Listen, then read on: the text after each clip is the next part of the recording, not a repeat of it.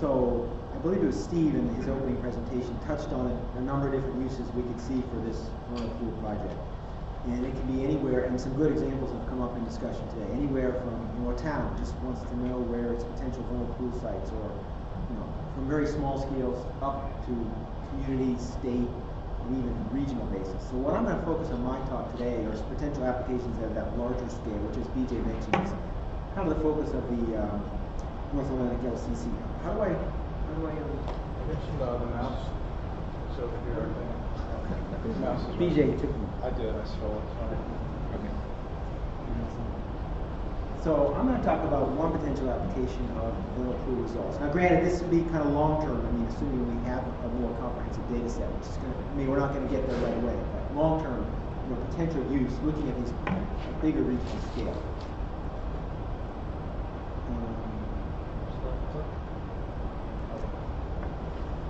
So for those of you who haven't heard about landscape conservation cooperatives, we're a pretty new enterprise. We were started, I think, in 2010, organized by the Department of Interior. There's a network of 22 landscape conservation cooperatives that are spread across the nation and actually into adjacent areas in Canada and Mexico. And so I'm here representing the North Atlantic LCC, the one in kind of pale green color on the right corner, but there's a sort of seamless network across the country. And the fundamental objective of the LCC program is to define, design, and help partners deliver the landscapes that sustain coastal natural resources. And we're a voluntary partnership of conservation organizations made up of, we're governed by a steering committee made up of federal agencies, including the Canadian Wildlife Service, and the state wildlife agencies in our region, and a number of tribal and NGO organizations as well. And one of the core parts of our work is to support a number of conservation science projects that are looking at large scales in aquatic, coastal, wetland, and terrestrial realms across the Northeast region, North Atlantic LCC region. And we have about 15 active projects underway right now, and just to mention 3 here. The one you're hearing about today, the vernal pool mapping and conservation project, that's our newest one. It's just getting started. It's our kickoff really today in the public setting. I'm also going to talk about this Designing Sustainable Landscapes project, which is one of our core projects. It's been underway for a few years. I don't have time to talk about it today, but I want to mention that we're also supporting a project to designate priority amphibian and reptile conservation areas, or parklets. And that's coming out of sort of the National Partners in Amphibian and Reptile Conservation effort to do this in different parts of the region. So that's another potential application for vernal pool results, but I'm not going to talk about that today. So just, so the background here, when we're talking about this landscape scale, we're thinking about these large scales that they're necessary to ensure the future of ecosystems, fish and wildlife, in the face of change, development, climate change, and so on. If you're thinking about populations of species, you can't look at it just at a local level, or even a state is probably not going to be large enough. So we're trying to look at these larger areas. And the basic idea is that really it's not enough anymore just to work sort of parcel by parcel on an ad hoc basis, stream by stream, refuge by refuge, and just sort of hope it all fits together. The idea is to try to work together cooperatively and strategically to try to design a more holistic network that will support populations over the long term, given climate is changing, development's happening, that kind of thing. So sort of the way we're approaching it is a pretty broad vision of what's necessary to sustain biodiversity and natural resources. We kind of break into a couple categories to keep track of things. When you think of both individual species endpoints as well as more broadly ecosystems or habitat types. And in the species area, one category that we've been putting a lot of attention on lately, and it's something that's been an initiative of the Fish and Wildlife Service as well, is to try to see if we can identify a set of species that represent the needs of a larger group of species, given that it's just not possible to really individually assess the hundreds and hundreds of different fish and wildlife and plant species, for that matter, across a large area. So, is there a way to sort of pick particular species that represent or bring along the needs of other species? So that's one of our focus of our efforts. But we also recognize that approach isn't going to reflect the needs of all species. There may be some that have particular habitat needs, like endangered species and so on. but you may need to do some extra individual efforts to focus on that. And then for ecosystems, we're thinking pretty broadly here. Ecosystems, the functions that they perform, and the services that they provide. So, and I'm going to focus some more on in this talk on this kind of concept of representative species. But we're just keep in mind we're thinking pretty holistically here. So now I'm going to turn to this Designing Sustainable Landscapes project, which is it's our largest project. It's been going on for about 4 years now. And it's led by Professor Kevin McGarrigle at UMass Amherst, just up the highway here, a team of landscape ecologists working for him. And he has an extensive website that talks more about the project, and we also have a summary on our North Atlantic LCC website. Started in 2011 in 3 small pilot areas, but over the past 2 years it's now expanded to the full Northeast. And for our Canadian partners, if you're on the line, a future goal would be to expand it to the Canadian provinces in our geography. We don't yet have the data sets to get there yet, but I will note that we are supporting, another project we're supporting is to extend the Nature Conservancy habitat classification map. If you've seen that for the Northeast, that's one of the core underpinnings of this project as well as other things we're doing. We're funding a project to extend that to the Canadian provinces, and that's, I think, a good stepping stone, expand our work in Canada. In any case, in addition to expanding to this northeastern state region, we're also having a focused effort to test out some approaches within the Connecticut River watershed. That's that boundary that BJ showed earlier. So the purpose of the project is to assess the capability both of current but also potential future landscapes to be intact, resilient, as well as to provide habitat for a suite of these representative species. And it's in a integrated modeling approach called the Landscape Change Assessment and Design Model. And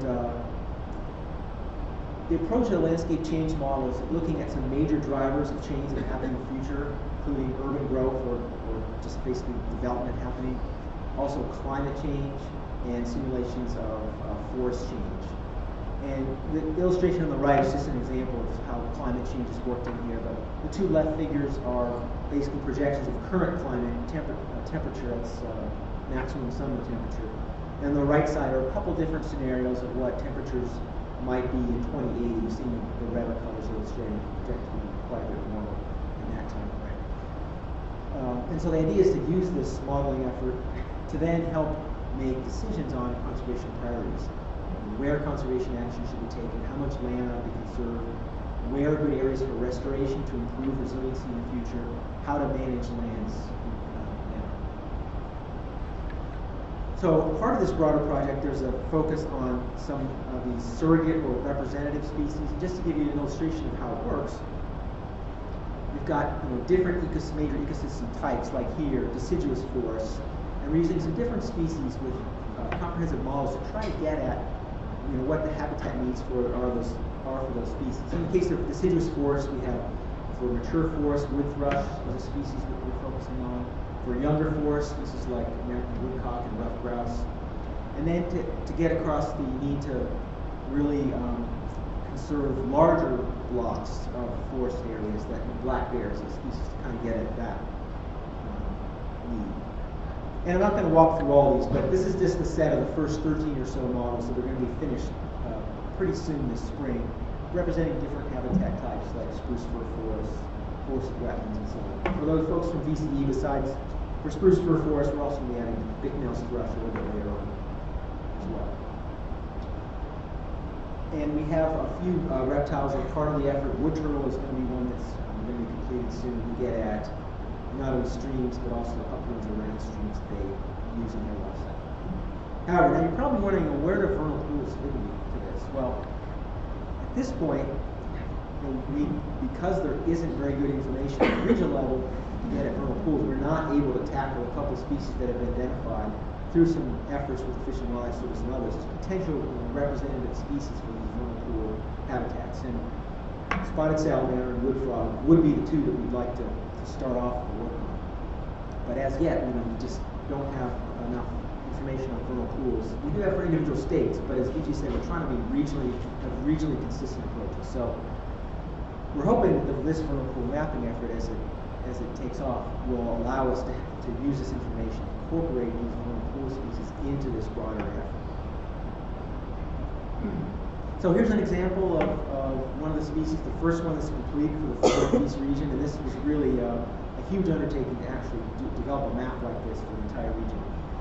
But it combines a modeling approach to look at the quality, accessibility of habitat for a species, like in this case wood thrush, as well, if it's available, also information on where the species actually is going to occur, in this case for birds, breeding birds or whatever.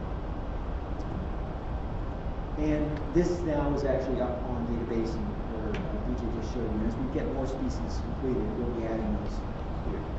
And you can zoom in to your local town or wherever to get a sense of what that looks like.